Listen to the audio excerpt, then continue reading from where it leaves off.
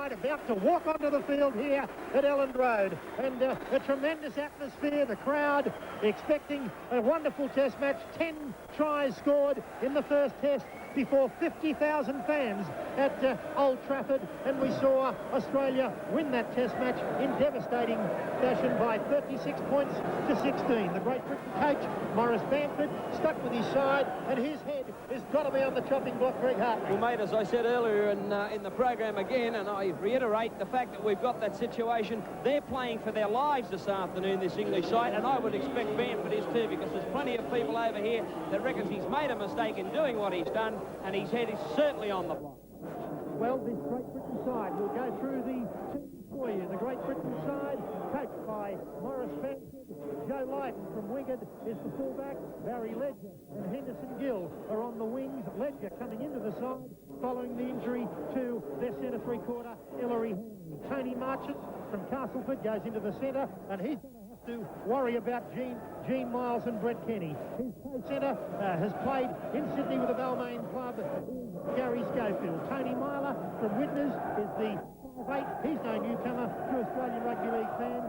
Neither is the halfback, Derek Fox, who is a pretty slow halfback. Fox can go up and down on the one blade of grass and very rarely gets any leeway in a game, and I think that Peter Sterling will more than handle him today. The forwards for Great Britain, their front row forwards are Kevin Ward from Castleford and John Fieldhouse from St Helens. David Watkinson from Hull Kingston Rovers is the hooker and captain.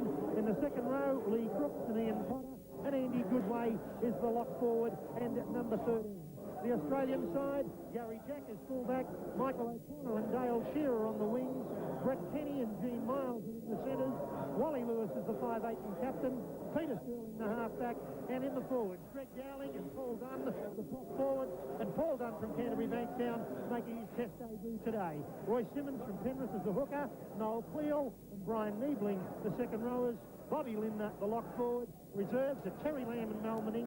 And I think Terry's aware that the only way he would get into a test side now, and none of us hope that we'd have any injuries to the Australians, but that's the only way he would take Wally Lewis's place, because his form thus far has been fantastic. Okay, we'll stand by for the Australian national anthem.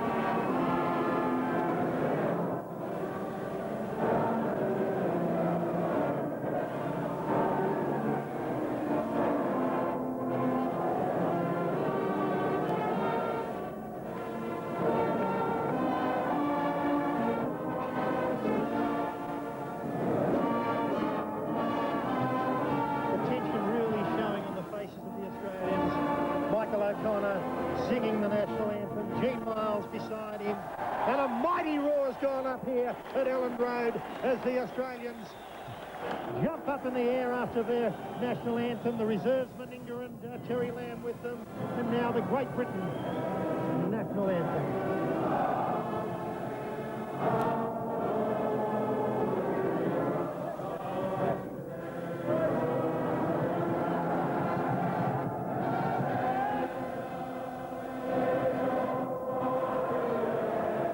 Great Britain captain David Watkinson yelling at his side, even though some of them singing the national anthem. Gary Schofield holding the Union Jack. And there's the roar for the Great Britain side.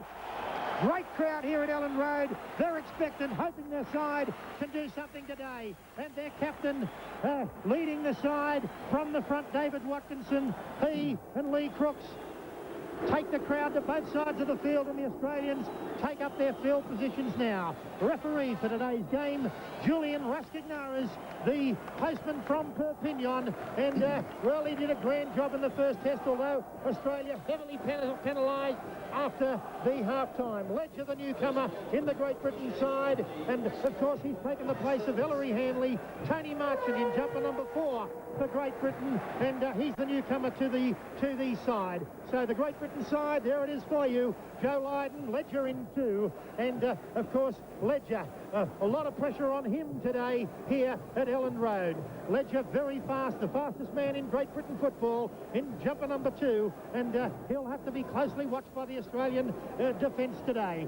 The other winger, of course, Henderson Gill, no newcomer to Sydney fans, having a season with South Sydney. Welcome aboard to viewers throughout Brisbane and Queensland. Great to have you aboard, and you must be proud of the way the Queenslanders have fitted in to this Australian side. And Wally Lewis, captain of the side, leading by example. Marvellous first test match, and the Queenslanders, Greg, and the New South Welshmen, they may be battling away in state of origin football, but when they pull on the green and gold, it's certainly one in, all in. It sure is, mate. They're one side over here. There's no New South Welshmen, there's no Queenslanders. It's just Australia this afternoon. It certainly is, and they're a very happy side. Here we go, the kick-off in the second Rugby League test.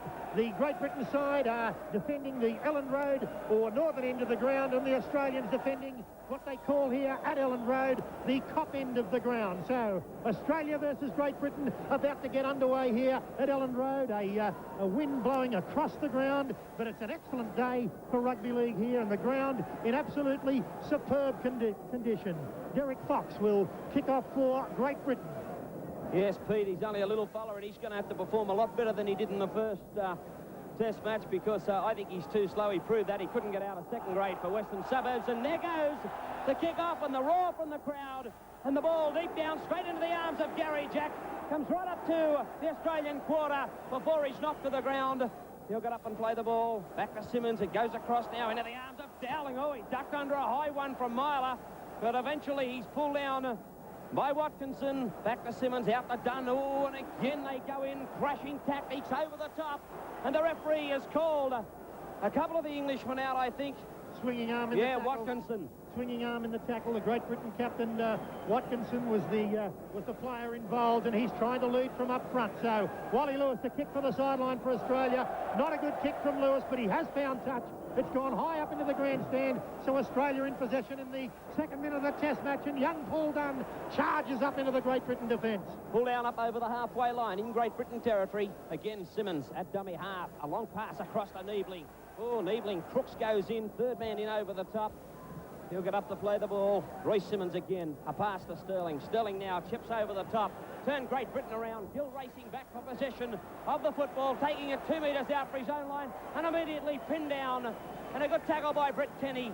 Now it's played back to Lydon, going 2 or 3 metres further down the field. Touch judge in straight away. Yes, and he's ruled against the number 4 for Australia, Gene Miles, and I've got to say something about the touch judges. I think they get them out of the Oldham men's home. These guys today aren't quite as old as the ones that we had at Old Trafford, but I tell you what, you've got to be 60 years of age to get a flag here. Now the ball found touch, still inside the Great Britain quarter line. Watkinson to take the tap for Great Britain. And let's see how Great Britain handle it now on the end of the Australians' defence, and they're all keen to move up. Ward going forward now in possession, and the Australians come in underneath, Dowling over the top to knock the man down.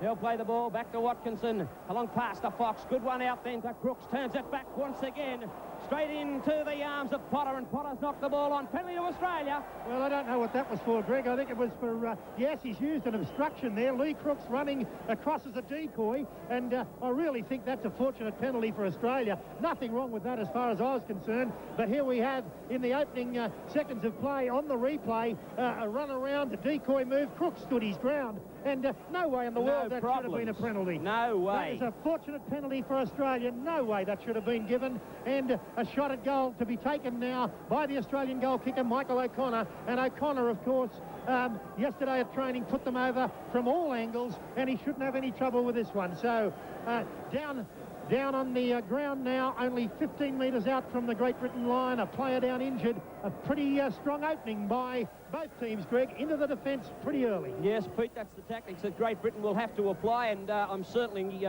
sure that we can accommodate them, but they've got to do that all day to pin us down.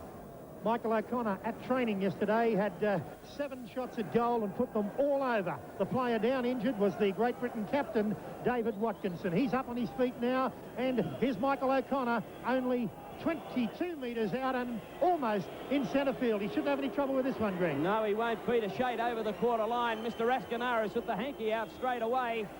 That's what they do over here in the UK and France. They pull out the hanky. I don't know whether they're crying or what they're doing, but we'll see whether Australia can add this first 2 points in the second test match. Comes in now, the boos go up, the ball goes up. Got the 2 points, the Aussies. Australia 2 lead Great Britain 0 after only 4 minutes of the rugby league test here at Ellen Road. A simple penalty goal by Michael O'Connor, and O'Connor has kicked Australia to a 2-0 lead and a dream start. Sideline eye, John Harker. Yes, it is a dream start. I do agree it was a lucky penalty, but surely, if you've noticed from those first few rucks, the Great Britain forwards are standing far too shallow when they're taking up the ball. Ward, from that penalty tap-off, was only standing 3 metres behind where the tap was taken. If they don't move further back and come on hard, then the Australian defence is just going to eat them up. Okay, restarted play now by Derek Fox for Great Britain. There it goes now. Oh, Fox didn't kick it. It was Crooks, but picked up beautifully by Kenny. Up to his own quarter line. Marching over the top. First man into the tackle. He'll get up now, plays the ball back to the big man, Gene Miles, going away from the back of the ruck and quickly looked after once again by Marchant. They've lost possession of the football. It's play on. Back to Sterling. Sterling now giving a good pass straight across into the arms of Niebling. And he's knocked to the ground 32 metres out from the line. Royce Simmons coming up into the dummy half position. Waiting for him to get off, and does so now. And another penalty again. Rascanaris, Pete. He's not going to have any of this laying on the man in possession this afternoon. Well, Julian Rascanaris gesticulating to the Great Britain side, and the Great Britain number 12, Ian Potter, looking absolutely dumbfounded. The penalty's 3-1 to Australia early in the test match. So the postman from Perpignan certainly earning the ire of the crowd here at Ellen Road. Wally Lewis in possession, and they move in. He's like honey around a bee pot. And certainly moving up right on the Australian captain. Going out now to Dunn, charging forward. Fieldhouse in to knock him down in company with Lee Crooks. Test debut done. Back now it goes to Simmons. Straight across it goes out to Cleal, to Gary Jack. Jack up over the halfway line. And a fine tackle right around the legs by David Watkinson. Pulls him down. Once again, the ball back with the Australians. Across it goes into the arms of Peter Sterling, who's turned the Englishman around once again. And Ringner's flying through. Oh, and Marler back there in company with Joe Lydon. Beats the first man. Oh, but solid defence over the top before he's pulled down by Gene Miles. Henderson Gillett, dummy half. From the back of the ruck, he races away. A gain of 2 metres. Coming in over the top, and another fine tackle, Gene Miles. Once again, it's back now. Oh, into the arms of the big fella going forward. Andy Goodway, he's knocked down. Gill goes across to Crooks, and now Lee Crooks, desperate situation for the Englishman, kicks straight down the throat of Gary Jack, down some 22 metres or so before he's pulled down by Goodway, and Fox over the top. Yeah, Fox come over the top late. Gary Jack expecting a lot of kicking today from the Great Britain side, and Lee Crooks there desperate to get the ball away from their own quarter, but Gary Jack read it beautifully, and the Australians back on the attack. Brian Niebling, the man they call Horse from Brisbane, and he charges up into the Great Britain corner line. Australia 2 lead Great Britain 0 at Ellen Road. Lewis, a switch of pass across to Gene Miles, turns it back inside to Gary Jack, then back into the arms of Linda. Linda trying to step his way out, but Joe Lydon over the top, and David Watkinson around the legs in company with Crooks to pull him down. 9 metres out from the Great Britain line. Cleal goes across to Sterling. The chip over the top, reminiscent of the first test. The ball's been knocked back, scooped up, back into the arms of Lewis. And Lewis now. 6 more tackles. And the touch judges in on the far side. Yes, well, this will be against the Great Britain side, I feel sure, although Tommy touch judge and Wally Lewis saying there that we had 6 tackles to go, and why did he come in? And I don't think that's an advantage there. And the 5'8" Myler complaining to the referee that Wally was hanging on to his jumper. But, Greg, I think the advantage should have been played there. The touch judge should have stayed out of it. Australia with 6 tackles to go, only 5 metres out from the Great Britain line, and would have mounted a strong attack there. But another shot at goal from Michael O'Connor. O'Connor successful with his first attempt. This one's a lot harder. Over on the far touchline and almost on the sideline, and O'Connor trying to put Australia 4 points in front. Okay, this kick now from Michael O'Connor, some 20-odd metres out from the touchline on the far side, 2 metres in from the line. A very difficult angle, Peter, but he's a good kicker, this young fellow. Well, now of the Manly Australians. As the boos go up now, Michael O'Connor in. It's got height, but it's waved away and going dead. So we're back now to the quarter line for the drop quarter kick. 9 minutes of play gone here at Ellen Road. Australia 2 lead Great Britain 0. Sideline eye, John Harker. Watkinson is in trouble. He's limping on that right ankle. I'm sure he's going to come off. In fact, Platt, the replacement, was already been on the sideline. They were waving him to come off. He's refused. He's asked for 2 more minutes, but he doesn't look good. If he doesn't come good soon, Great Britain will be losing their captain inside 10 minutes. Okay, well, he's on the field there. He's just given Dale Shearer a right to the head as he tackled him, but he looks like Lon John Silver at the moment, and he's trying to create havoc while he's there, but he wants to watch himself that he doesn't get sent off. Right now, he's underneath Paul Dunn, as Dunn plays the ball for Australia. It goes now back into the arms of Noel Cleal. Cleal is knocked to the ground. He'll get up and play the ball. 35 metres out from the Great Britain line. Back to Simmons, across to Sterling. Good pass now on to Lewis. Grab a kick. It came off the legs of Myler. Racing back for it, and the man to the ball. Brian Niebling for Australia. Picks it up, straightens up the attack. Goes forward, and his field house now pulls him down up over the halfway line, 5 metres into Great Britain territory. It's back to Simmons. Goes across now to Peter Sterling. And he's kicked now, turns Henderson Gill around, but Joe Lydon there to take possession. Comes up to Peter Sterling, who has to go high to take Lydon, pulling him down. A shade in the quarter area for Great Britain. Back to Fox. He's knocked the football on. Pressure now, Pete, for the Great Britain side. Yeah, well, the tactics of Australia are very, very good. They're kicking at every opportunity, and Great Britain making the mistakes like Fox did there, and the pressure mounting on Great Britain, and Australia territorially well on top in the test match. This is the first scrum of the game, won by Australia. Back to Gary Jack. Oh, and he threw a bad pass. Fox comes through, picks up the football to the delight of the crowd here at Allen Road, and he's knocked down now 35 metres out from his own line. It's played back, it goes to Marchant. Now across to the big fella, Ward. And Ward tries to bustle his way through the defence of Gene Miles, but to no avail. Dunn also there. And he has been penalised for not getting off the man straight away. Well, at least his tactics, as far as the referees are concerned, Peter, he's doing the same for both sides. Well, he's consistent, Greg, and that's all you can ask from a referee. I like the look of Big Ward. He's a strong runner, front rower for the Great Britain side. I think he's a player with enormous potential, and he's going to take it right up into this Australian pack today. Great Britain now with one of their first opportunities to get inside Australian territory. Oh, and a couple of moves there, back to Myler.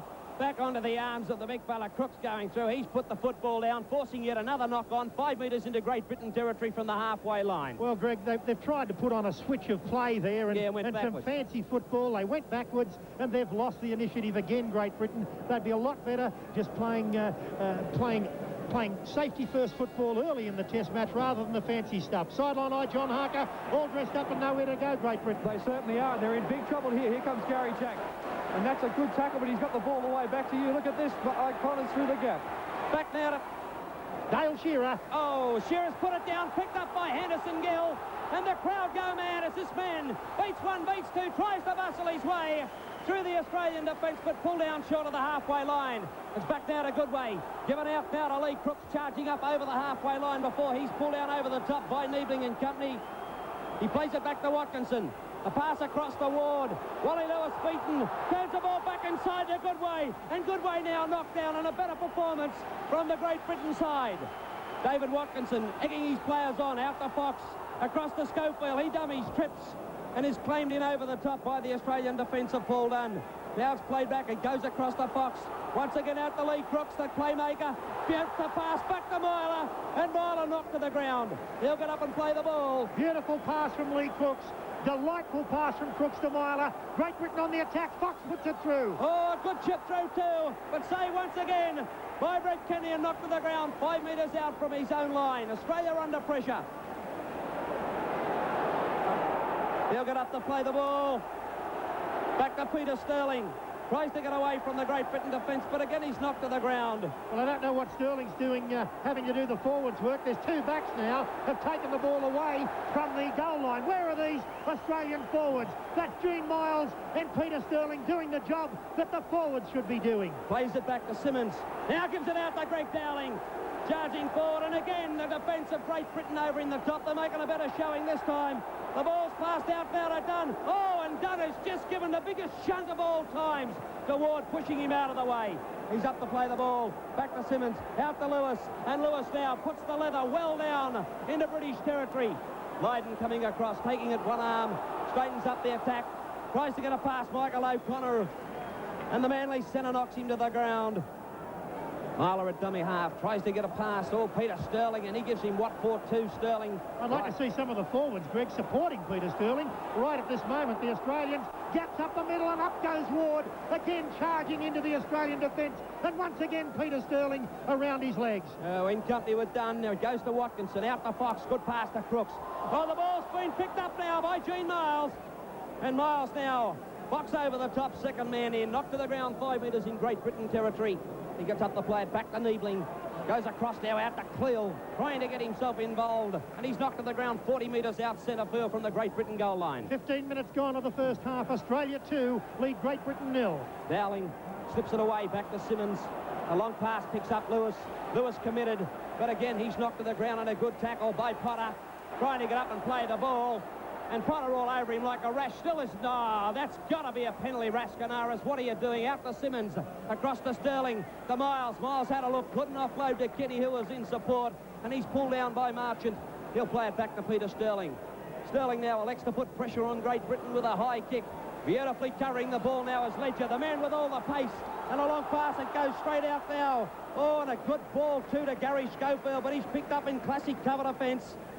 He plays it now back into the arms of Ledger, trying to get up to his own quarter line before he's pulled down over the top by Brian Niebling and also Michael O'Connor. It's back now. Oh, and it's been knocked down by Andy Goodway. The knock-on has occurred. The referee, Raskinaris, must put a scrum down 20 metres out from the Great Britain goal line. Well, I'm very disappointed with the Australian forwards so far. They're going one out and they're not hunting as a pack. And this Great Britain pack at the moment is playing a little bit better than Australia. They seem to have more determination up the centre of the football field today than Australia, but this is where Australia are dangerous. Inside the Great Britain quarter, they've won the scrum, and let's see what Wally Lewis can do for Australia. Well, he can't get away from the tackling. Joe Lighton, second man in over the top at the ball. The stop was right underneath the legs by Myler. Gary Jack from the back of the ruck gets around Fieldhouse, tries to pick his man up on the outside, but pulled down on the far side by David Watkinson. He'll play it ball back to O'Connor, across to Sterling, then out to Dunn. Dunn, oh, beautiful ball away now to Dowling. Out to Sterling, keeps it alive to Lewis. Lewis back now to Miles.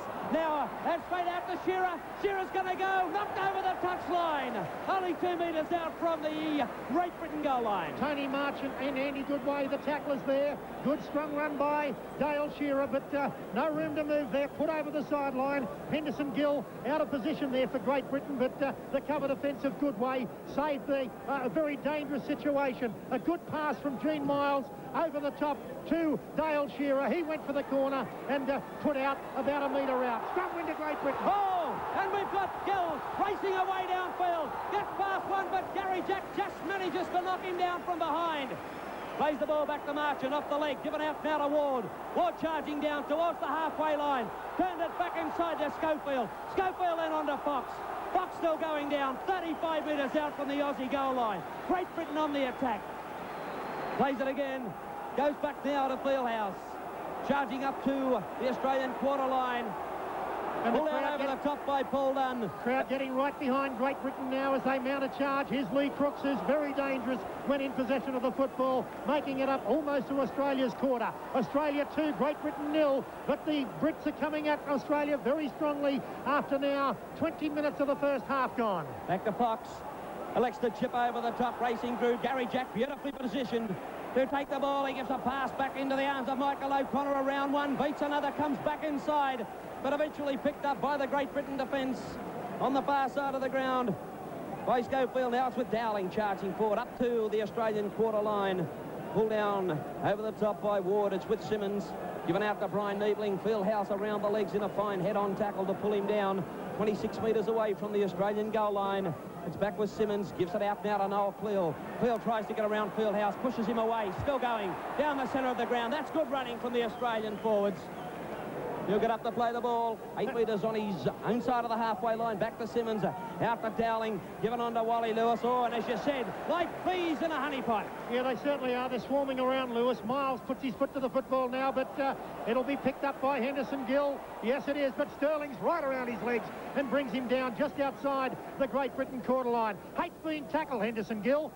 Yeah, he sure does. Andy Goodway loses his footing, goes forward, but he's taken well and truly by the Australian defence of Peter Sterling and Dowling. Now it's played back to Watkinson across the field house. He tries to straighten up the attack, but knocked down centre field by Cleland Dunn for Australia. Courageous effort by the Great Britain captain, David Watkinson. He's been limping for most of the game, but he stayed on there, and he's having trouble even moving out there, but he's hung on for more than 20 minutes now of the first half. Gary Jack retrieves a kick for Australia, but the Great Britain defence pretty hungry today, and they put the Australian fullback down right on the Australian quarter line. Michael O'Connor from the back of the ruck. Can't get away once again. Coming in over the top is Myler and also Schofield for Great Britain. The Australians on their quarter line. It goes across to Lewis. Lewis elects to kick again, and it's going to be a good-looking kick too, I think. It's going to... No, it's not. Henderson Gill back there once again. Plenty of pace, this fella. Oh, beautifully stepped inside one. But Dowling's there to knock him down. Well, he beat Kenny and Lewis Cole there. He certainly did. Stepped inside. He's having a good game, but here's a penalty to Great Britain right in front of the Australian uprights. 30 metres out. Andy Goodway coming up to take the quick tap. He takes the tap, gives the ball out. It's gone to Lee Crooks. Quick pass out to the winger Ledger, but it's gone behind him. So Great Britain have missed the initiative. I would have thought they would have had a shot at goal there, but they took the quick tap. Sideline eye, John Harker. Yes, Watkinson is gone. He's about to come off any moment now, and I'm sure he wanted them to have the shot at goal. 2-2 would have been much better than a pass almost over the sideline. It certainly was. Great Britain, though, now in the hands of Lee Crooks, and he takes on the Australians, always looking to unload the ball. He left one Australian on his back, in his wake there, as the ball goes out to Ward. Ward now out to Myler, and Myler fumbles the football, picked up by Fox. Play on, says the referee. No, he doesn't. He says play on. The knock-on has to occur, and the scrum must go down. Yeah, no doubt about that. The knock-on first, and here goes the Great Britain captain now. Watkinson is off the field and replaced by Andy Platt.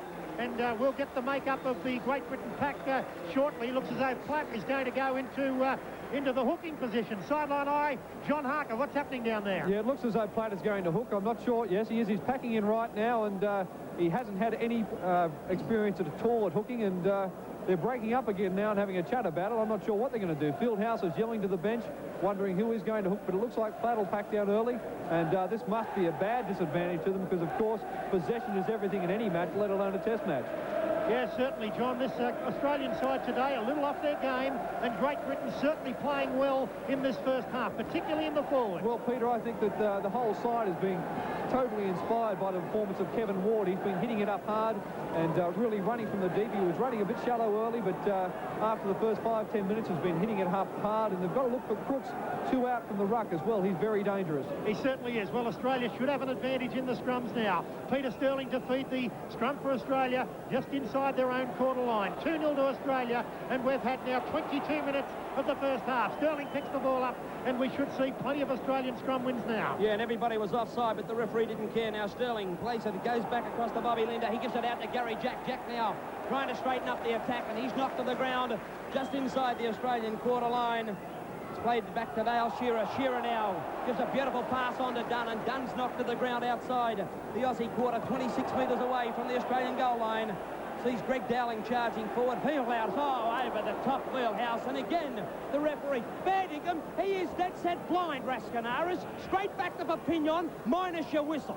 Well, Greg, it was a real roundhouse tactics there, round arm tactics, but it missed the mark, and Rascanaras letting play you go stick on. up for him. I'm going to stick up for him. Gene Miles charging forward, 40 metres out from the Great Britain goal line.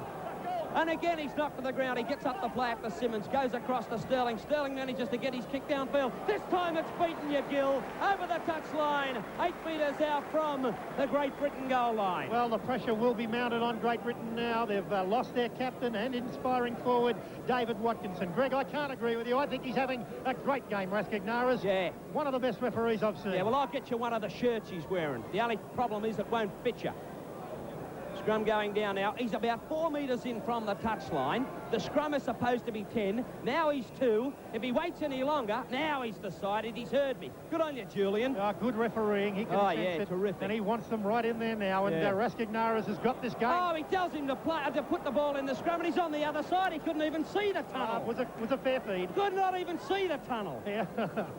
Okay, here we go. Andy Goodway up towards the quarter line of Great Britain. Australia 2 lead Great Britain 0 in a very tight test match at Ellen Road. Ward charging forward now, and he's put a lot of clout into the attack. Still haven't pulled him down.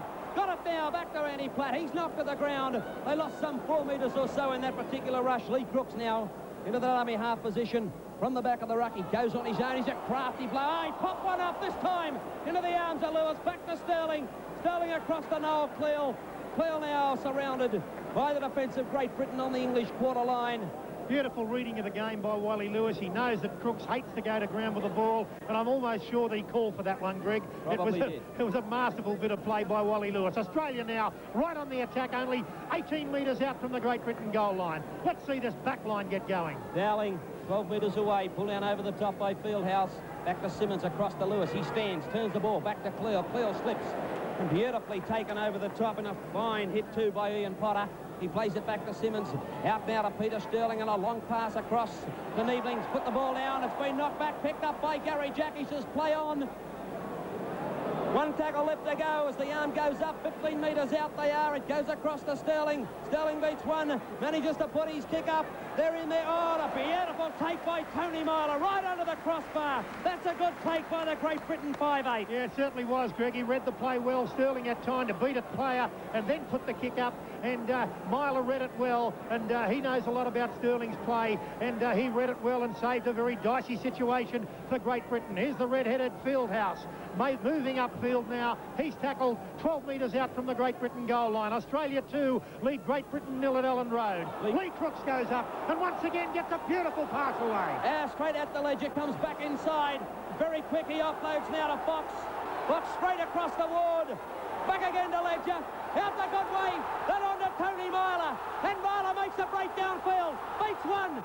Schofield comes at him. Kicks downfield. And the chase is on. And the ball's going to go over the dead ball line. Well, what great football. Brilliant football by Great Britain. And then moving the ball out well. Ledger handled twice.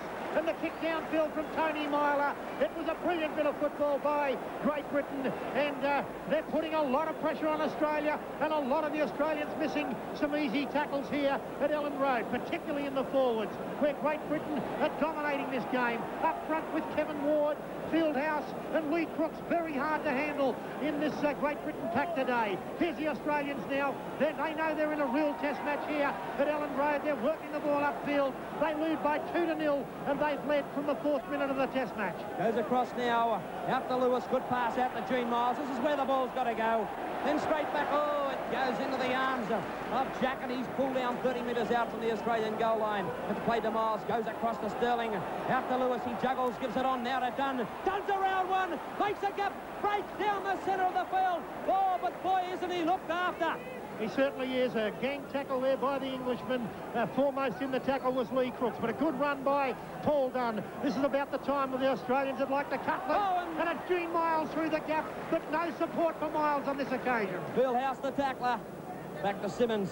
Gives it on to Sterling, and again the little champion gets his kicking game, and again it's going to go over the dead ball line. So again we're back for the tap at the 22-metre line. Great Britain into the ground. Well, almost coming up to the 30th minute mark of the first half, and Australia still lead by 2-0. And sideline eye John Harker, plenty of problems up the centre of the park for the Australian defence. There certainly is. It's fair enough to say that the Australians have to get the ball out wide, but if the forwards don't punch the holes in the first place and get over the advantage line, it's no use giving the ball to the backs if they're moving backwards. Well, there's an indication, John, just straight from the tap, the Great Britain side from one ruck, their reserve forward Andy Platt made 15 metres into the Australian defence. So he went 15 metres without meeting a defender. And Derek Fox dropped the ball, which is that's the problem they had in the first test with Fox. He dropped plenty of ball, and I don't know why he was retained in this side. He's been the worst player so far. Well, he has, and that's where they're missing out a little bit. They're just not hanging on to the ball for long enough. And Australia now with it all to do in this test match. They lead by 2-0 as Michael O'Connor goes away from the dummy half, up almost to the Great Britain quarter line. Simmons at dummy half, back to Dunn. No, he fires it across now to Noel Crusher. Cleal. He busts them open. Cleal. He's around one. He turns it back inside. Bobby Linder over for a 4-pointer. What a way to go, baby. A brilliant try by Australia in the 29th minute. A marvellous try laid on by the big fellow, Noel Crusher-Cleal, and a try to Bobby Lindner, the lock forward for Australia. Lindner scored, and a marvellous try to Australia. They've had to work hard for that. He's been congratulated by Greg Dowling, and Australia now lead by 6 points to 0. Sideline eye, John Harker, what a beauty. It certainly was, and let's hope this is the try that turns it around for Australia. Crusher doing what we know he can. They can't afford to go at Crusher one out, and that's what they did. And a top little bit of backing up from Lindner, and he was away, but Andy Platt went up to Crusher on his own, and you just can't afford to do that of a man of his size and his speed. No, it was a great try. A good pass from dummy half by Roy Simmons, straight on to Cleal. He stepped inside Platt, left him for dead, and the big fellow stepped his way through. He found Lindner in support, and Bobby Lindner, the new Parramatta bye, and he's gone in that jumper, made famous by Ray Price, number 13 for Australia, crossing over for the first try of the game, and it's come in the 30th minute. Australia 6, lead Great Britain 0. Michael O'Connor, more or less in front, 10 metres out. He comes in, doesn't miss too many, doesn't miss this one either. Australia 8 lead Great Britain 0. Australia 8 lead Great Britain 0, and we've now got 11 minutes of play remaining in the first half. Australia lead by 8 points to 0. Michael O'Connor, 2 goals from 3 attempts, and the one try of the game so far scored by Bobby Lindner for Australia. Back now to the recommencement. Fox standing it up. Coming through, gets it underway again. Straight down to Peter Sterling, diving to take the football. Gives it back now to Dale Shearer. He's only handled the football probably on 4 occasions, but takes it up to his own quarter line before he's pulled down. Now it's gone across to Dowling. Dowling trying to take the leather further downfield, and a good gain, 8 metres or so, before he's finished off over the top by Crooks. It's played back to Simmons. Now it goes across into the arms of the big fella again, getting really involved now, taking the leather up to the 40-metre line. He'll play the ball back to Simmons, goes across to Sterling, out to Wally Lewis. He offloads to Gene Miles. Miles tries to step away from one, but Fieldhouse comes at him in company with Platt.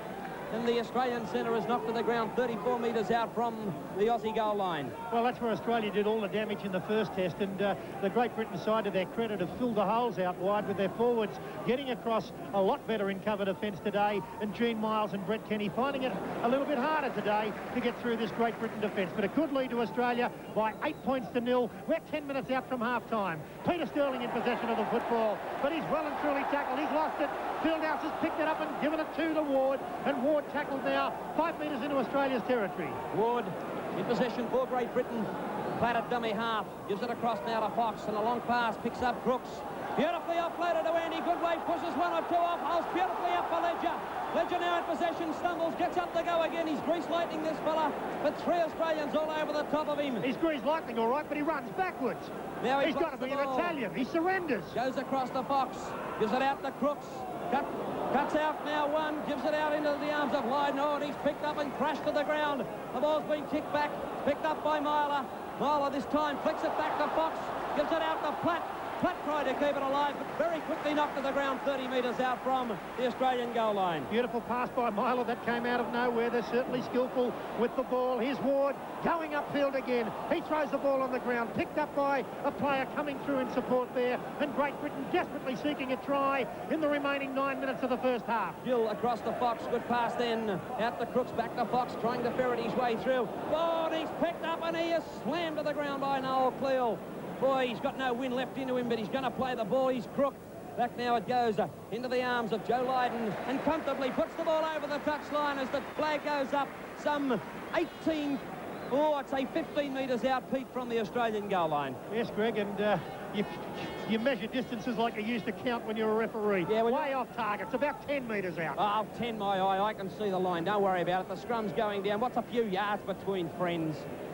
The scrums in the game, 5-2 to Australia, and the penalties, 4-3 to Australia. Peter Sterling to work this one for Australia.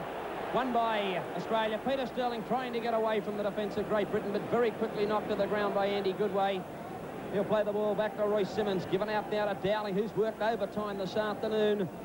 And he's pulled down just short of his own quarter line, once again by Lee Crooks. Now it's back into the arms of Dunn, charging forward up to the quarter line. He's had a solid performance in his first test thus far as he plays it back to Simmons. Gives it across now, out to Sterling, then on to Michael O'Connor. Chips downfield. Oh, there's no fullback at home, and O'Connor's coming through. He's just got to tow it in. Oh, try to Australia! What a beauty! Try to Australia! What a brilliant try to Australia by Michael O'Connor. Wally Lewis and Gary Jack are ecstatic, and Australia roar away now to a 12-0 lead. And the Australian contingent here go up, plenty of green and gold in the crowd applauding that one. And Australia lead by 12-0. And what a Bobby dazzler of a try there. Michael O'Connor kicking ahead and easily winning the race. I don't know where Joe Lydon was. He went for a Tosca. Sideline eye, John Harker. He did, and the pass from Sterling wasn't good. Great hands from O'Connor. He scooched down the sideline, and there's 13 tests of rugby union play coming out. He put that off the edge of his right-hand boot and just eased it inside. He knew there was no fullback at home. And once again, superb hands. This man is a freak.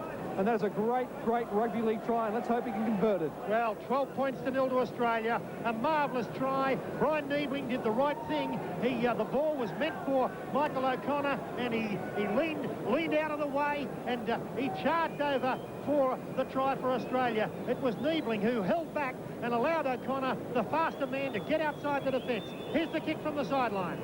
Well, Michael O'Connor, the try scorer. Pete and Johnny's already said it. That was a great rugby league try. And as they say in Great Britain, we're coming to get you. There goes the kick now. Waved away, no goal. Australia 12, lead to Great Britain 0.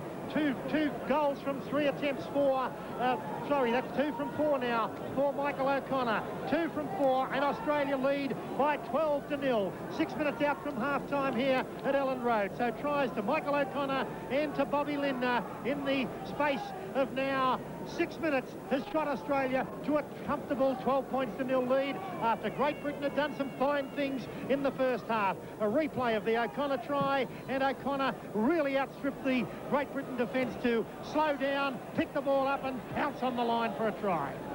Back to the action. Australia now in possession inside their own quarter. Gary Jack gets up to play the ball back to Dale Shearer. Shearer up to his own quarter line before being pulled down over the top once again by the big fella Lee Crooks. He plays it back to Simmons, gives it out now to Dowling, charging up to that defensive line.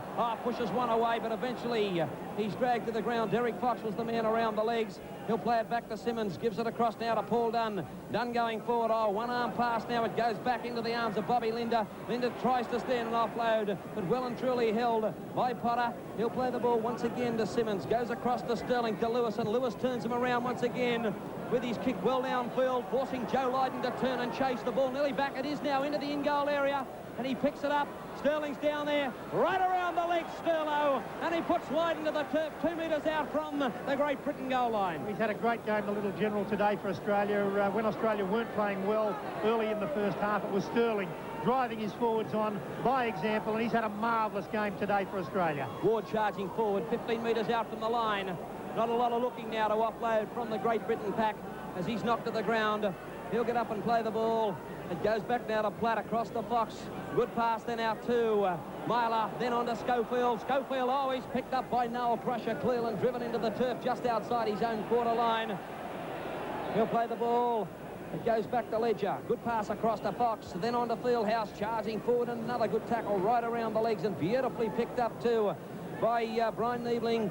He'll play it again to Platt. Platt, a long pass back to Lydon from 15 out from his own line. He kicks downfield, straight into the arms of Dale Shearer. Marchant comes up in company now with the second rower Ian Potter to knock him down just short of the halfway line in Australian territory. Well, 4 minutes remaining of the first half. Australia 12-0 over Great Britain, and I sense that the stuffing has gone out of this Great Britain side now. They're dropping off tackles. The tackles are really falling away now as Australia running almost at will. And sideline eye, John Harker, you're close to the action there. They seem to be dropping off their tackling now. Yeah, they certainly are. Peter Sterling is really driving this side well, and the forwards, they hadn't done it in the first few minutes of the first half, but they're pushing forward now. Here's Lindner away for Australia. Only 10 metres out from the Great Britain line. There's time for another try before half-time if Australia can swing the ball wide. Cleo pushes one off, turns it back to Wally Lewis, and Lewis almost there. Oh, he can see it, smell it, just can't get there. He'll get up the play it back to Simmons,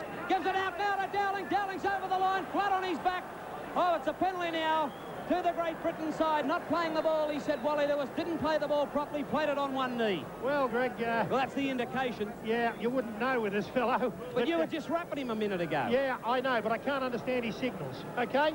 You can't understand. What do you want him to do? Talk Greek? Yes, certainly. It'd be more helpful to me. But Australia coughing up the opportunity there, dowling across on his back, but Wally Lewis penalised for his play the ball. Great Britain without their captain now, Watkinson. Some of their forwards, hands on the hips now, soaking up the oxygen, but there's no respite from them from the green and goals. Here's Ward taking it up. He's not shirked his task all day. Oh, he's a good player, Ward, as he's knocked to the ground, 28 metres out from the Great Britain line. Lee Crooks wanting to take the ball forward, but he's bypassed and given straight into the arms of Potter.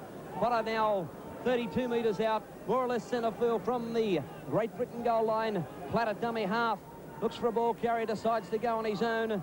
But again, he's knocked to the ground, and a good tackle over the top by Brian Niebling. It's allowed to be played back to Platt, given on to Fox, and Fox gets his kick downfield over the head of Gary Jack. He's got support with Dale Shearer, but Gary Jack back there now in possession of the football. Comes up to Derek Fox, and he's greeted too by Andy Goodway. Goodway's got him in a Christmas hole, but down he goes just short of the Australian quarter line. He'll play it now back to Simmons. Again, the little fella from the back of the ruck decides to go on his own. Peter Sterling coming up into the dummy half roll. Well, Australia will just tighten it up before half-time. That's a good lead of 12-0. And half-time coming up shortly. 2 tries to Australia, 1 to Bobby Lindner in the 28th minute of the game, and 1 to Michael O'Connor, a humdinger in the 34th minute. And they're having a lot of trouble now handling Noel Cleal as Cleal gets up, tries to play the ball. Oh, when are you going to penalise him, Raskinaris? He's all over him like a rash, the little fellow Fox. Australia, ball out wide now to Paul Dunn. And Dunn knocked to the ground. He'll get up and play the ball 35 metres out from the Great Britain line. It goes back to Sterling. Sterling has a shot at a field goal, but coming off the right foot. And we see Lydon watch the ball trickle over the dead ball line, so we're back to the quarter line. Well, Sterling always thinking, looking at the clock, knowing there's only seconds remaining in the first half, and he took the opportunity there to have a shot at field goal. But it was to the right of the uprights, and time up now in the first half as Andy Goodway tackled. Well, the clock says time up, but referee Raskinaris allowing play to go on as Lee Crooks is really thumped to the ground now in a very strong tackle by Royce Simmons and also Paul Dunn. Back with Platt now out to Ward. Ward making valuable metres every time, but pulled down right around the legs by Royce Simmons. And also Dowling didn't leave him. Oh, gee whiz, he's given us a bit of a serve now, this bloke. They hung on for a matter of 4 seconds. This other mob's hanging on. 2 and 3 times they knocked Cleal down on the halfway line, and this turkey is doing another job on us. No, I think he's having a great game, and I think that he's refereeing both sides as he should. Yeah. I don't like criticising referees, never have. No. Only you. You did a deal with the New South Wales Rugby League. You're in England now, watching a Frenchman give us a serve. No way he is. Anyway, here's Ward going up. We've had more than 40 minutes of the first half now, and still play goes on at Elland Road. England in possession, plays it back to Platt, across to Fox, long pass, it goes out to Lee Crooks, then out to Myler, on to Schofield, but Schofield is pulled down in typical fashion, right around the legs by Miles, plays it back to Myler once again, tries to fend off little Peter Sterling, and now his mate Brett Kenny comes in and knock him down. There's half-time here, and he's let play go on now as the kick goes up, taken by Lydon. Now they've got to get up there quickly to knock Lydon down. He puts the ball back up again. Martin is a mile offside, and Anderson Gill, well, he couldn't pick it up as his life depended on. Got it. He's kicked it through. Yeah, play still takes going the ball. on. Up into the grandstand goes the ball, but again he let it, and they were about 45 yards offside. Well, that was an absolute They were farther offside than you and I over here at Elland Road. Well, I tell you what, he just let play go on. 25 metres offside was the Great Britain centre marching, but Australia lead by 12 points to 0 at half-time at Elland Road. Tries for Australia in the 28th minute by Bobby Lindner after a brilliant bust by Noel Cleal, and in the 34th minute, Michael O'Connor did it all in brilliant fashion along the left-hand touchline. Sideline eye, John Harker, a 12-0 lead, a pretty good one for Australia. Yes, I think it'll be enough, but of course Great Britain came back very strongly early in the second half of the first test. I'll have to watch that, but the refereeing performance here is absolutely disgraceful, Peter. If he wasn't 45 yards offside, Marchant, then I don't know where he was. He must have run in from the stands. But apart from that, the first scrum that packs down in the second half, take a look at it and take a look at how early Andy Goodway is breaking from the scrum. Now, the ball isn't into the Australian second rower's feet before Goodway is leaving, and Peter Sterling won't be able to make ground from the scrum all game if Goodway is allowed to keep doing that.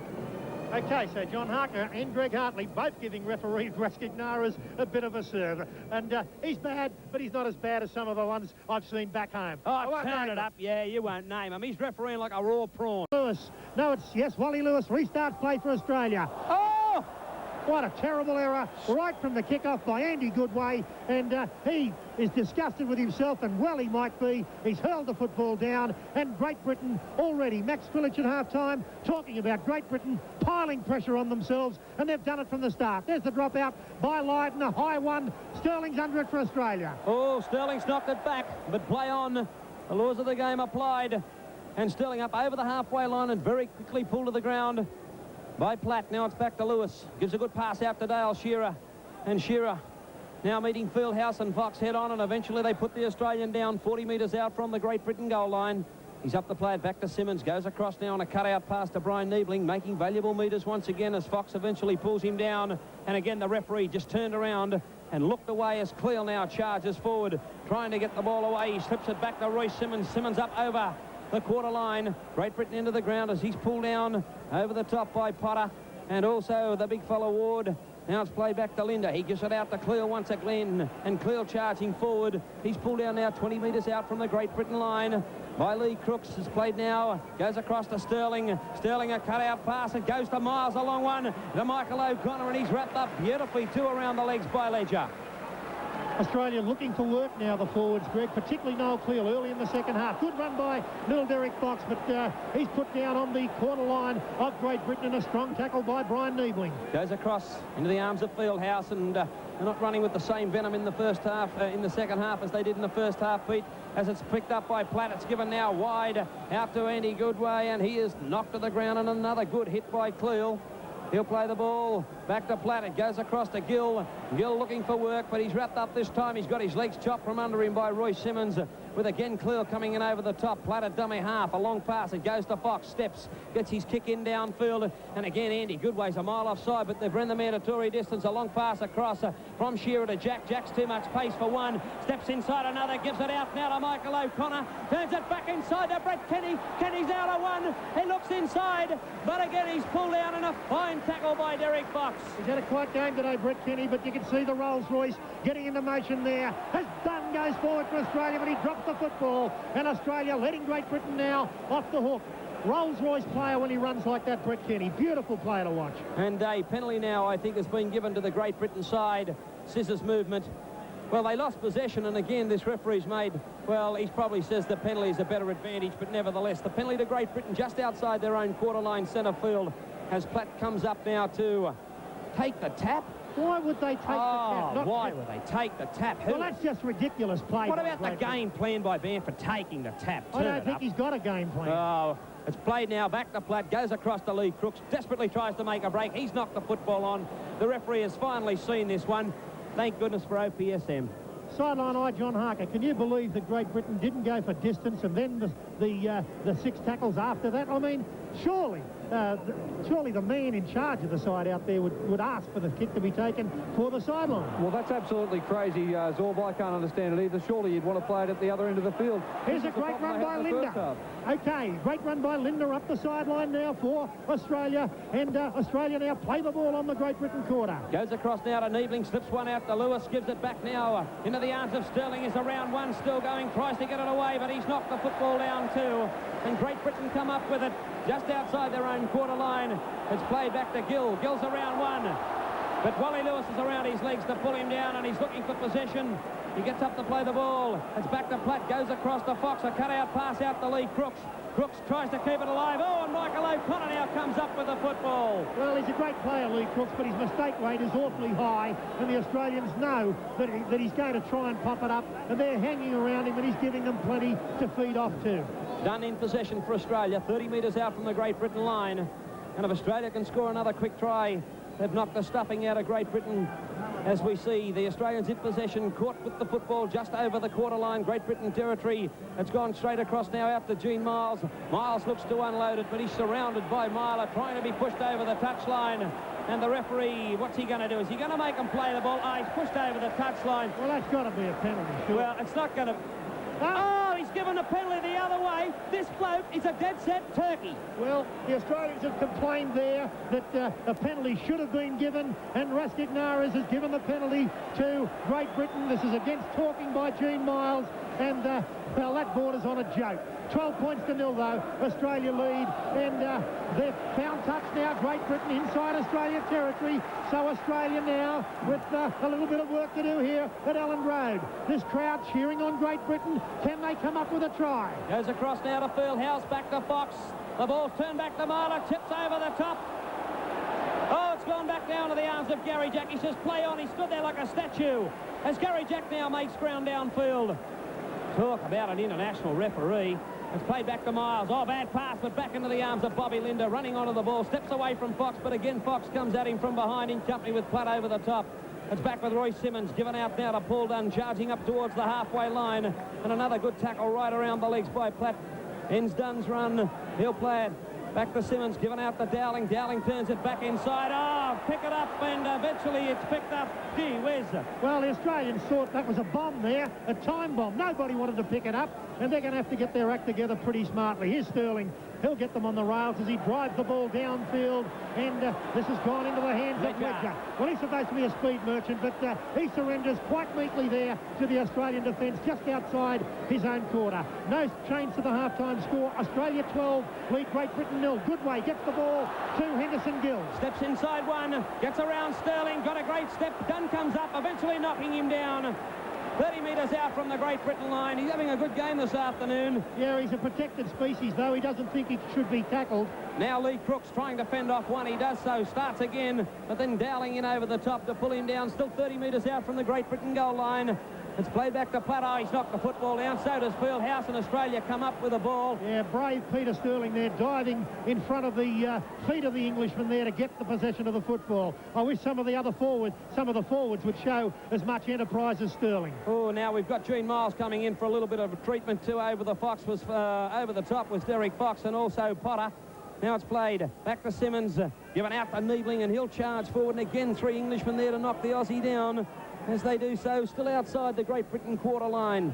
Plays it back to Roy Simmons. Sends Noel Crusher clear down the blind side for a bit of a run. They shudder in their boots when they see this big bloke coming at them. He's up to play the ball, does so forward. No dummy half. Has left for Crooks. He offloads back to Dunn. Dunn looks for support.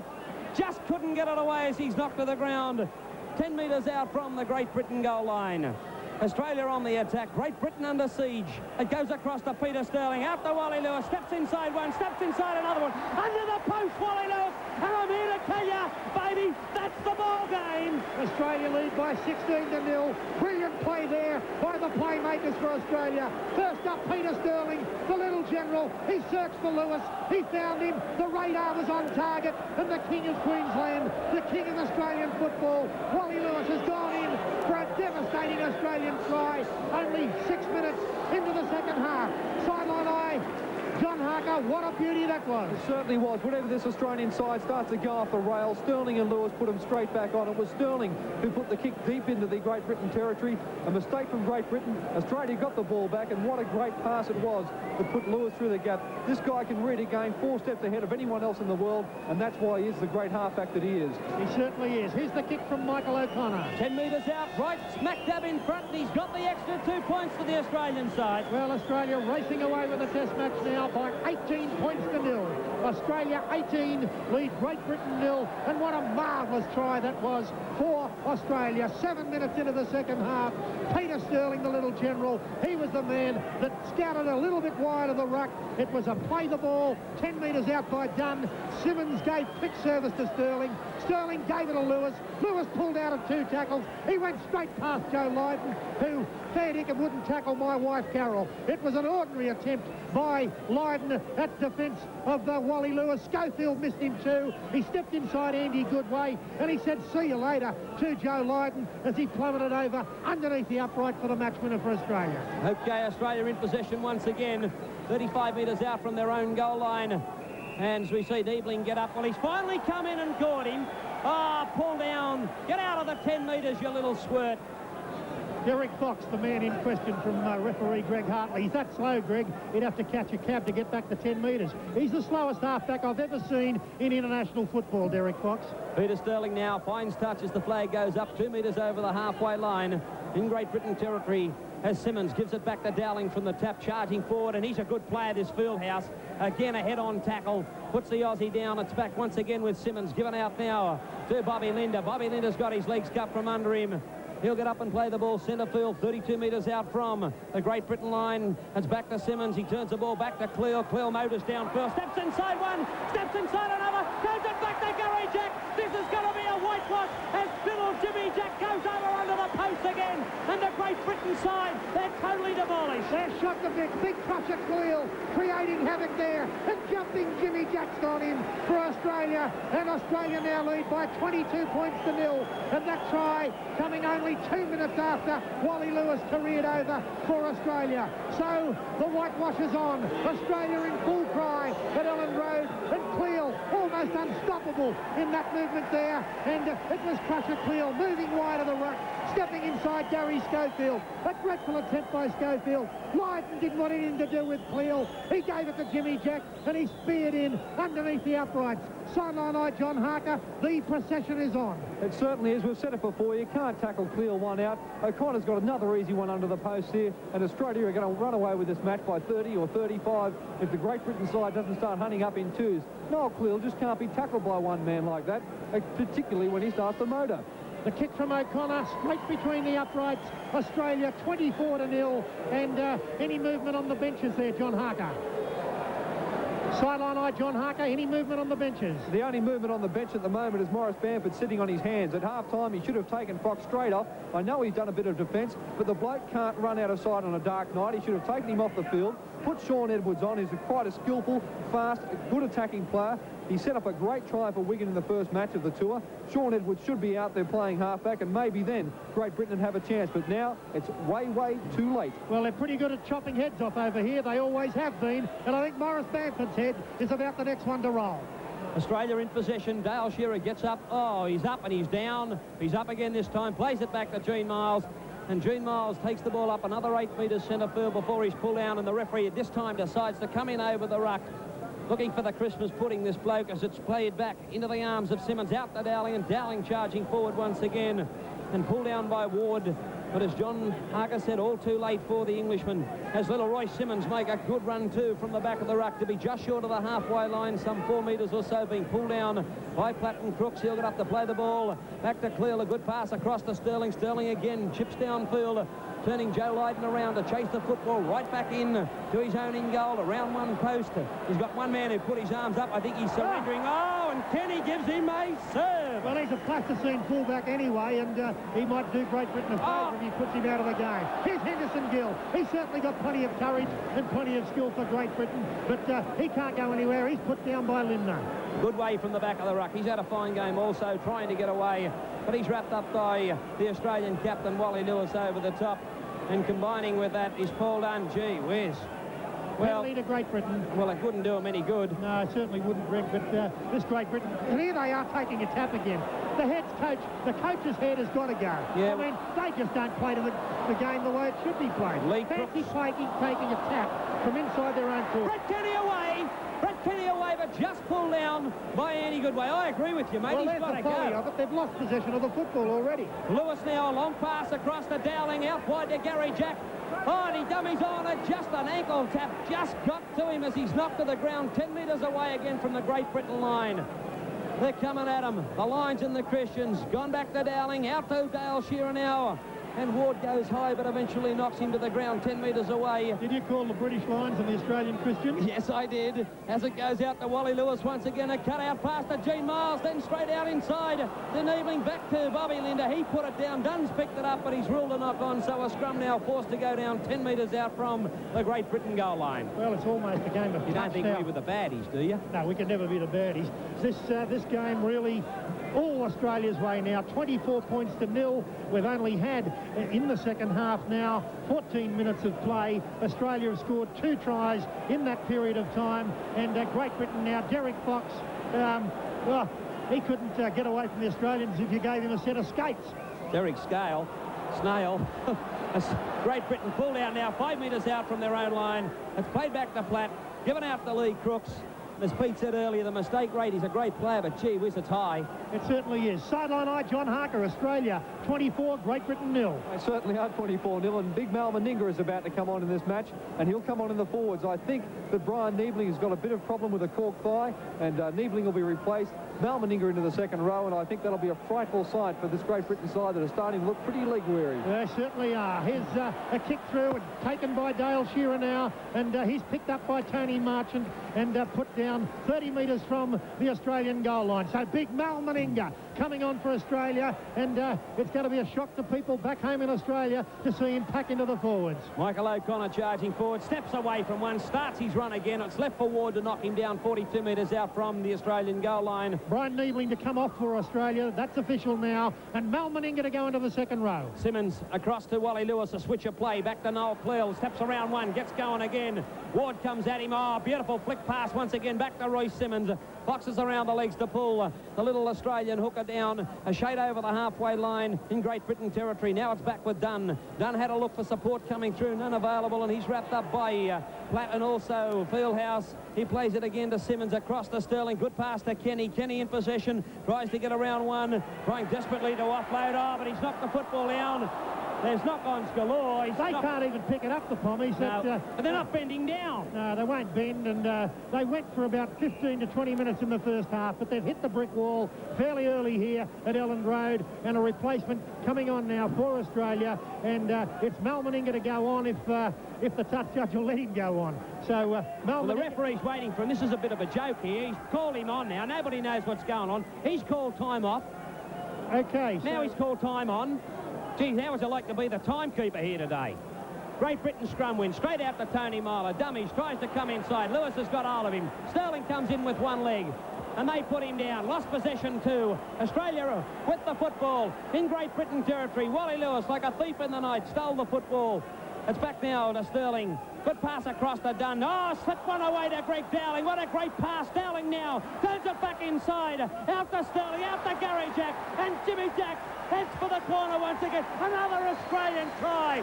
Talk about great rugby league. Brilliant try by Gary Jack for Australia. And Gary Jack in the corner for Australia. Brilliant, keeping the ball alive. Hot potato stuff from the Australians. They now lead by 28-0. That's his second try of the game, Gary Jack. And the Australians running riot now at Elland Road. The brilliant back line in full motion. Sideline eye, John Harker. What a happy group of Australians down there now. And so they should be now. They've just lost a great pass there from Paul Dunn, and Greg Dowling came steaming onto it, but Great Britain have lost all form of pattern in defence in the middle of the ruck. I know they lost their captain, and I know that must have something to do with it, but there's no leadership, and Jimmy Jack steamed onto the ball, as we know he can, and over he goes in the corner, but there was no defence in the middle of the ruck, and a good pass from Paul Dunn, and what a great test debut he's had. Yes, he's certainly gone strongly all day for Australia. 28-0 now, and the tries mounting up here at Elland Road. That's try number 5 for Australia. Gary Jack second for the game. Australia 28, lead Great Britain 0. Here's the kick, and here's Hollywood. Michael O'Connor, 18 metres out, a couple of metres in from the touchline. Oh, fine-looking kick. What's he going to do? They're underneath it. Waved away. No goal. Score remains Australia 28, lead Great Britain 0. We've had 18 minutes of play in the second half. We've had 3 Australian tries, and the Elland Road crowd now booing some of the Great Britain performers here today. Tony Myler comes off to boos. He's been replaced now by Sean Edwards from Wigan, and I dare say that there's going to be lots of changes to this Great Britain side for the third test. 28-0, and no signs of anything happening in the red, white and blues today. Sterling from the recommencement knocked the ball back, but Dale Shearer gains possession for Australia. Beats Fox, the first man, but eventually knocked down by Potter and also Ward. Now it's played back to Royce Simmons. He gives it out this time again to Gene Miles, and Miles is knocked to the ground once again by Ward. Over the top with Platt around the legs. It's with Royce Simmons. A cut-out pass to Brian Niebling charging forward, and Niebling now is pulled down. He'll get up to play it. Back to Royce Simmons. The Australians desperately wanting to run with the ball. Oh, Simmons dummies to Cleal. Picks up Sterling on the outside. A long pass out to Gene Miles. Back to Lewis. Back to Sterling. He stops. He turns it back inside to Dale Shearer. Well, we went a long way to go there, but we didn't gain any yardage. Certainly didn't. All dressed up and nowhere to go. That change that John Harker tipped would take place hasn't as yet.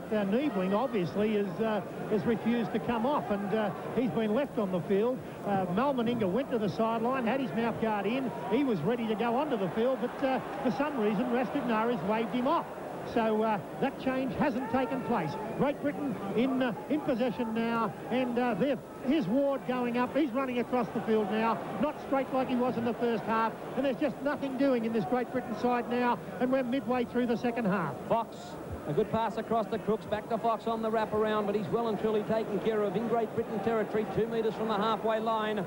But again into the dummy half roll. Fires the pass straight across the Crooks, and desperately now the Englishmen try to put the football down deep into Australian territory. Michael O'Connor's there, who picks the ball up. Ledger will come to him. He turns, gets around from Schofield. Oh, Wally Lewis has gone back to support his winger, and Lewis now tried to offload to Gene Miles, but eventually he's taken by Sean Edwards. He'll play the ball back to Miles. Goes across now to the big fellow from Queensland, Brian Niebling again, taking the leather up to the 30-metre line as it's played back to Royce Simmons. A pass across to Sterling, then out to Dunn. Dunn charging forward. Ooh, tried to slip the ball away, but again, he's knocked to the ground centre field, 32 metres out from the Australian line. It's with Simmons, goes out now to Peter Sterling. Sterling racing across field. Oh, and he picked up Buck Kenny coming through on the burst, but his legs are chopped from under him by Andy Goodway. It's with Sterling. Across now it goes to Dowling. Dowling trying to offload. Gets it away now. Back into the arms of Royce Simmons, but he's knocked to the ground. Oh, and Sean Edwards has given him a facial now.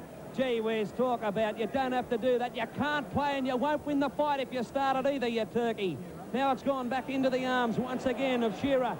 Back now to Goodway. Goodway slips one away along the ground, and the referee says Great Britain come up with the ball through Marchant. Well, there's a penalty to Great Britain now. Australia caught inside the 5, but it doesn't matter if Rastignaris penalises Australia all day. The big question mark now is, before this big crowd here, and they've enjoyed the action from the Australians, but they must be bitterly disappointed at this puerile effort from Great Britain, particularly in the second half. They've surrendered. They've put the white flag up at half-time. Platt now with the tap.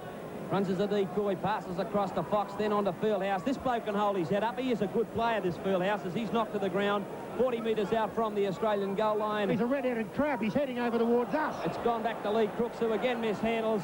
I thought that one back, but Rastignaris says no, the knock-on has occurred, forcing the scrum 5 metres over the halfway line in Australian territory. 28-0 to Australia over Great Britain. Sideline eye, John Harker. Yes, a lot of mistakes coming from the Great Britain side, Zorba. I know they haven't played well, but let's not take too much away from the Australians. What a great performance. Well, they have lifted their game, John, from that period in the first half where they got bogged down and their defence fell away, but they're just too big and strong, aren't they? And the Poms can only tackle for about 15 minutes of 80. That's right, and the leadership of Sterling and Lewis has been outstanding today. As I said earlier, whenever they've been in any sort of trouble, they've driven the forwards and they've got the side psyched up, they've put the ball down the other end of the field, and the mistakes have come from players like Crooks and Fox. They've coughed the ball up, and you just can't withstand that sort of pressure when you've got Noel Clear running at you, and here's Paul Dunn. Yeah, certainly, and I don't think there's anything wrong with Great Britain football, that they certainly can attack. They can't defend, though, but I think I'd be looking for the coach and about 9 of these players to get the boot. And now Australia in possession through Brian Niebling. A bit of sloppy play from the Australians on that occasion, but eventually Niebling pulled down by Platt. And Platt now back into the arms of Simmons across to Lewis. Lewis drops one over the top. Sterling races through, takes the ball, gets one out to Gene Miles. Back it goes to Brett Kenny, and Kenny now flicks one out the back to Michael O'Connor. But the ball is kept in play. Back it goes now to Dale Shearer. Shearer takes off. He turns the ball back inside once again into the arms of Bobby Linder, and Linder now is knocked down. What brilliant play by the Australians, and the crowd appreciating it, keeping the ball alive. This is a Rolls-Royce and a Volkswagen here today at Elland Road. Australia, the Rolls-Royces. Great Britain, the Volkswagens today at Elland Road, as Australia lead by 28 points to 0. And Great Britain in possession 30 metres out from their own goal line, and the referee is going to have a word now to Greg Dowling.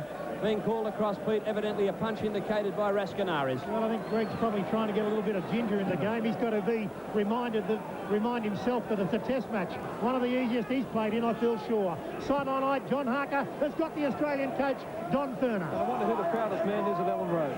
Well, you couldn't find it. Might be a lot of proud people here, but I can't be any prouder than what I am. I think it's been a fantastic performance, and it's better than the first test, actually, in discipline and the way they defended and worked well.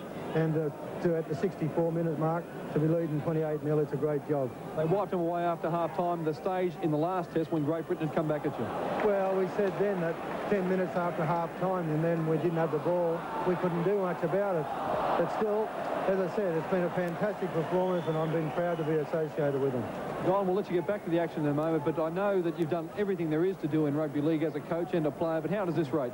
Well, it's just one of the highlights of my lifetime, if you like, to come away with an Australian side and try, you know, at this stage, won the Ashes, so it's very good. Fantastic. Well, there you have it, the man who's led Australia to this Ashes win, and what a great performance. John Harker, our sideline eye, with the Australian coach, Don Furner, midway through this second half, and you could hear the elation in Don Furner, and I think they'll be cheering down at home at Queanbeyan, where his wife Marion and son Donnie and the rest of the family there, they'll be proud of this performance by Australia, and indeed they've kept the ball alive, and they've thrilled this crowd here at Ellen Road. They're just a class above Great Britain, and well, you have to feel sorry for the Englishmen. They came out today. The hell you do. Very, you don't? Yeah. Why would you feel sorry for them? They've got the same opportunities as the Australians. There's 13 of them out there on 13. You'd like to see them get a point? Yeah. Well, I wouldn't. Okay, so there's Greg Hartley through to the last. Give it to them, right to the end. No prisoners taken today. No prisoners. Lee Crooks up on his feet. Play about to restart. Julian's waving to you, Zorb. Yeah, Julian Rascanaris is the referee, and boy, has he made some strange ones today. There's the kick for Australia, failing to find touch, and that's a bad error and a schoolboy error by Australia. And Ledger gets a pass away beautifully taken too as he was going to ground. Trying to pick him up if they get off him. It was Andy Goodway. It's played now back to Edwards. Given out now to Potter charging forward. But he's knocked to the ground on the far side. Marchant in a dummy half. The tackler was Brian Niebling. A pass from the back of the ruck. It goes to Fox. A cut-out pass then into the arms of Ward. He knocks Fieldhouse out of the way. That's how uncoordinated they are as Fox gives ones across to Sean Edwards. Now I hope someone squares up for what he did to Royce Simmons. The big bloke now, Crusher Cleal. But he's a gentleman as he lets him up to play the ball. Back it goes into the arms of Crooks, and he gets his kick away this time. Not a bad-looking kick. Bouncing now on one occasion back to Jimmy Jack. Marchant's got plenty of pace, but so has Jimmy Jack. But eventually they round up the Aussie fullback just outside his own quarter line. He'll play the ball back to Simmons, gives it across to Dale Shearer. He jumbles the ball, does a 360, gets up to go again. Fieldhouse has to finish him off 26 metres out from the Australian goal line. Simmons gives it across to Niebling, wanting to work and doing a fine job for Australia this afternoon. Up to the 30-metre line, centre field. Again, it's back with Simmons. Down to Noel Cleal. Noel Crusher Cleal. He gets away like a locomotive. Back to Wally Lewis. Offloads now out to Bobby Linda. And Joe Lydon comes up to take him on the 40-metre line. Great Britain into the ground. Well, the Englishmen just turn another shade of white every time Crusher runs at them. Nobody wants to tackle him. He's running at will, and Australia keeping the ball alive. Peter Sterling to mine, the man of the match, closely followed by Wally Lewis and Noel Cleal. Devastating displays by that trio today as Australia lead by 28 points to 0, and we're 13 minutes out from full time in the second test out of Ellen Road. A sky-scraping kick from Wally Lewis. Great Britain have got possession of the football. Can the Poms score a point at Ellen Road? Marchant, the man, juggling act to take that one. It's played back to Gill, across now to Fox, gives it out to Crooks, then out to Edwards. Edwards, cutting out pass right across the Ledger. And Ledger now is just rounded up like cattle out in the outback. They've stopped. They've absolutely stopped. I think the words capitulate. Well, they've stopped. Big one for me. A big one for you, all right. You've had the Oxford out over here. You're not wrong. But they're just standing there. Nobody moving onto the ball, and none of the forwards wanting anything to do with it now. Fieldhouse taking it up. He's one player, Peter. The big fella's stolen the ball. Gives it out to Lewis. One man on the outside. Then across. Back inside and kept alive too, but he's knocked to the ground. Paul Dunn is in possession of the football. Tackled by Gary Schofield. 10 metres out. Australia swing the ball wide. Yep. Lewis. Yeah, and a long pass. Picked up by Sterling. Flicked out the back door to Dowling. Then on to Gene Miles. He turns it back inside of Dalsira, back inside of Dowling, over the line, but just couldn't get the football down. Well, Dowling's almost laughing, and he's missed a try in the test match, but the crowd applauding the Australians for some hot potato football there, keeping the ball alive, and they're brilliant in attack. But my word, this is puerile defence by Great Britain. Now they got possession of the football just outside their own quarter line, as you said earlier, all dressed up, nowhere to go. Ward back now, it goes to Platt across to Crooks. Crooks will try to offload, will he? No, he's taken well and truly. Ball and all and knocked to the ground over the top by Gene Miles. Now it's with Andy Goodway from the back of the ruck. Tries to step away from Dowling, but right around the legs, pulls him down. He'll get up and play the ball 32 metres out from the Great Britain goal line to Platt, then back out to Fox. He kicks it. Cleel tries to pick it up. It's been knocked back. It goes out now to Wally Lewis. A long pass across into the arms of Brett Kenny, the Rolls Royce. He gives it out to Michael O'Connor. O'Connor stops, starts, tries to come back inside. Gives it back to Gary Jack. Jack takes up. He turns it back to Brett Kenny, and Kenny's gone over. Oh, this is champagne stuff here at Ellen Road in Leeds this afternoon as the Australians go further ahead. And Wally Lewis embracing Brett Kenny. Brilliant play by Michael O'Connor. He's a clever player. He's kept the ball alive. And Australia go into the 30s. Standing steadily as he comes in. He's hit it beautifully. He's got the extra 2 points. 34 points to nil for Australia, and that's 5 from 7 for Michael O'Connor today. 22 points, 5 from 8 it is. He scored 22 points in the first test, and today he's got another 14 points. So quite a haul on this trip for Michael O'Connor. Plays restarted, Australia 34, lead Great Britain 0, and the man of the moment, Michael O'Connor, gets up outside his own quarter before he's tackled by Sean Edwards. Plays it now back to Gene Miles. Miles tries to go straight over the top of Edwards, but to no avail. And he's up now.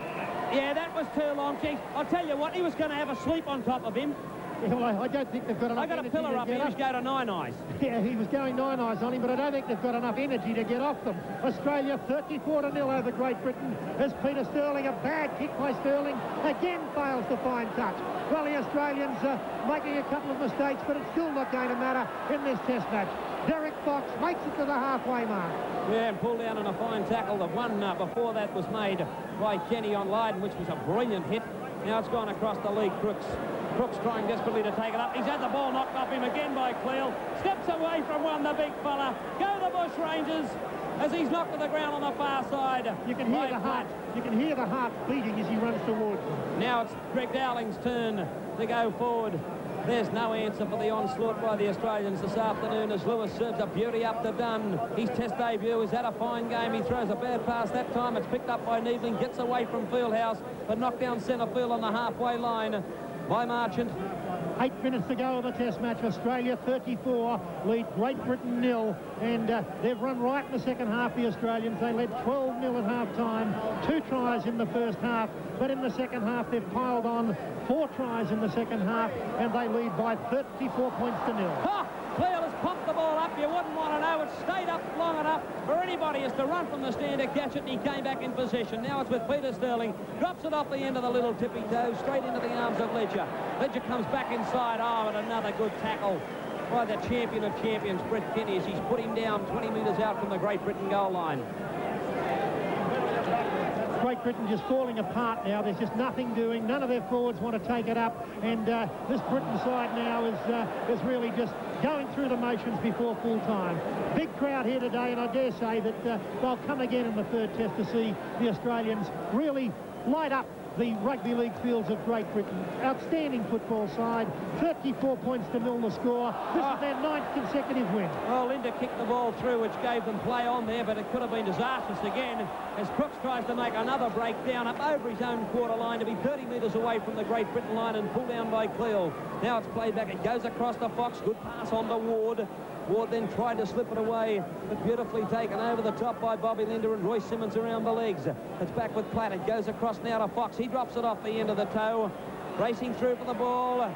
Jack didn't want to dive on it as the feet well. As he arrived, there was a bit of a kick there as the ball pushed over the touchline, 40 metres out from the Australian line where the scrum will go down. And the scrum's in the game. Australia 9-4 over Great Britain, and the penalties are 10-7 in favour of Great Britain. But Australia, with a brilliant display of rugby league, lead by 34 points to nil, and simply Phar Lap versus Radish here today at Elland Road.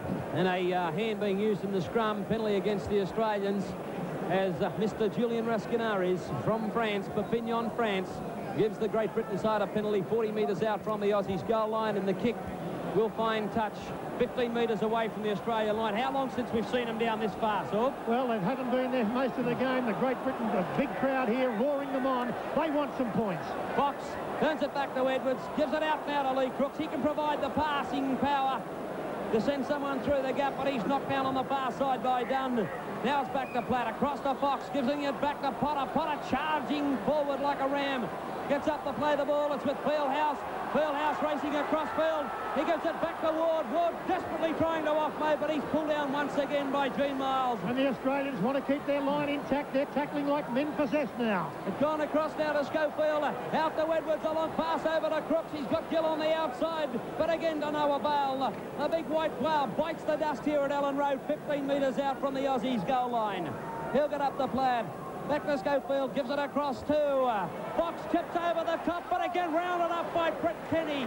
Taking possession for Australia, 7 metres out from the Aussie goal line. Beautiful bit of play by Kenny. He read that well, and pretty easy to read Derek Fox. He's like a slow-motion replay when he's at full bore. But on that occasion, it was Kenny racing in underneath his uprights, picking the ball out of the air and relieving the situation for Australia. There's 4 minutes left in the Test match. Australia 34, lead Great Britain 0. And sideline eye John Harker, no changes to be made there by the Australian side. No, it doesn't look like either of the reserves are going to get a run, but that's too bad. It'd be good to see them get on the field, both Lamb and Meninga. They've been 2 of the 4 players, but I wouldn't want to see any of these 13 players taken off the field in an Ashes win.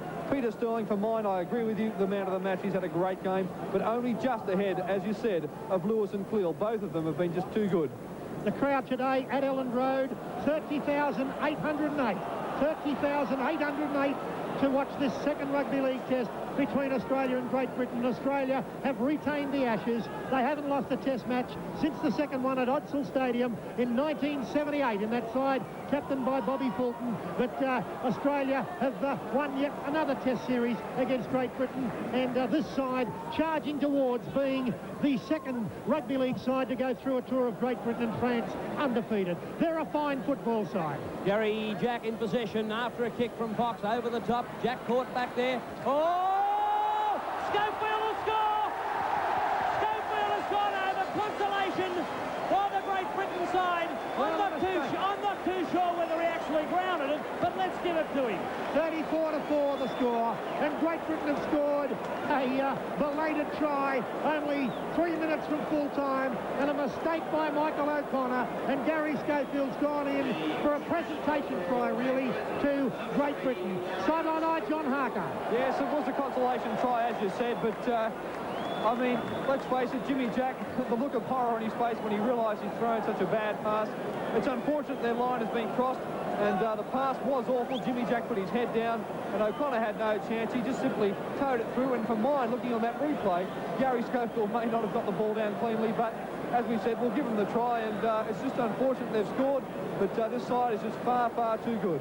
Yeah, certainly are. Gary Schofield going in. It was a silly pass by Gary Jack, but no pressure on the Australians. They've tried to entertain today, and I think that was what happened to Gary Jack on that occasion. Here's Lee Crooks' first shot at goal. 18 metres out and well away to the left-hand side, and I'm convinced, Peter, after looking at the replay, that that ball wasn't grounded the way it should have been. But as they say, 4 points on the board, and that's it.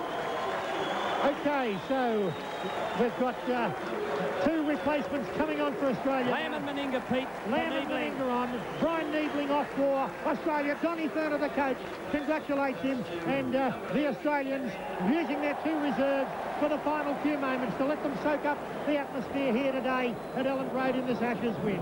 So Mal Meninga on in the forwards, Terry Lamb on in the backs. And the game underway once again. A recommencement going right down into the arms of the Manledger. Going forward and pull down. He'll get up and play the ball. Over the top was Lamb. He wanted to get into the action. It was Schofield. I apologise for that one. As Ward now charging forward. And he's knocked down after he gets over his own quarter line by Royce Simmons. It's been official, Greg, that Peter Sterling is the man of the match for Australia. And we've got him down on the sideline now with sideline eye John Harker. He certainly is the man of the match. Peter, how do you feel? Oh, mate, I'm on top of the world. Tremendous performance to win the Ashes here. They played particularly well first half, and a credit to our guys the way we stuck on first half and went away with it in the second. You were here last time when the side went through undefeated. How does it compare, mate? Oh, mate, I'm not here to make comparisons. We've won the Ashes. It's a successful tour to date. And, you know, that's ancient history as far as I'm concerned. This side could be anything. Peter, the side really came out in the second half. The time in the first test when Great Britain had come back at you, and I heard the confidence as you're running out. Don't let them back in, don't let them back in, and you really, the forwards got right into them, and Noel Cleal in particular made plenty of fuss. Yes, you know, again, these sort of matches are won by the forwards. They went forward all day, and, you know, it makes it very easy for myself and Wally and the guys outside. And full credit to not only Noel Cleal, but all the forwards. I thought Paul Dunn had a tremendous game for his first game on English soil in a test match. There he is, the little magician, Peter Sterling, the man of the match today, and what a great performance. A marvellous performance by Peter Sterling, and he's really led this Australian side today. Vice-captain, along with Wally Lewis, his captain. They've been the generals out there, and they're the players that have really done well. But as Sterling said, you've got to give credit to the Australian forwards, particularly Cleal and Dunn, who have run strongly all day. Their defence, sure, a little plasticine midway through that first half, but they've fixed it up, and they've just dominated this game. Here's Royce Simmons going from... Oh, over the top, the Kenny got him out on the outside. Michael O'Connor takes off, and he's going to go over. He turns the ball back inside. Picked up once again, and just short of the Australian line. There she is. There's full time, and the man was ruled stepping into touch, but full time, Australia 34 had beaten Great Britain 4 at Elland Road. Australia 34 had beaten Great Britain 4 to retain the Ashes. The try scorers for Australia, tries to Bob Lindner, Michael O'Connor, Wally Lewis and Brett Kenny. Gary Jack scored 2 tries for Australia, and Michael O'Connor kicked for Australia 5 goals from 8 attempts. And in the Great Britain side, a try to Gary Schofield, and that was all the points they scored. No goals for their goal kicker Lee Crooks. The scrums went to Australia by 9-4, and the penalties to Great Britain by 11-8. And while Peter Sterling was our man of the match on 2GB and the 7 Network, the official man of the match here at Elland Road has gone to Noel Cleal for Australia, judged by the journalists from Australia and Great Britain, and the Winfield man of the match is Noel Cleal. But just repeating, our man of the match, definitely Peter Sterling. Australia led 12-0 at half-time, and a brilliant performance. Wally Lewis being chaired high on the shoulders of the Australians now here at Elland Road. Australia have retained the Ashes, and the Australian fans here at Elland Road giving the green and golds a tremendous ovation, and the swapping of the jumpers, Wally Lewis and the Australian side, Don Furner waving to the Australians, the green and golds, yelling out here in the grandstand behind us in our broadcasting position. Greg Dowling with his shirt off and a Great Britain jumper draped around him, clapping the fans. A tremendous performance by Australia. John Fleming, their manager, going off with them, and a marvellous display by Australia. We'll go down to our sideline eye, John Harker, with the Australian captain, Wally Lewis. Well, certainly a great performance, Wally. How do you feel? Very happy, mate. Yeah, the guys certainly proved what a football team they are today, and Noel Cleal deservedly the man of the match, and probably the bloke that inspired us to the victory. Another tremendous performance from the entire side, but special mention too for Paul Dunn, surely a great test debut. Oh, certainly. Yeah, there are not too many blokes that have a first-up debut against England like that, and I'm sure he can hold his head very high, and he'll feel very proud of himself. Wally, let's face it, you're only still a young fella, but you've done just about everything there is to do. What's left for Wally Lewis?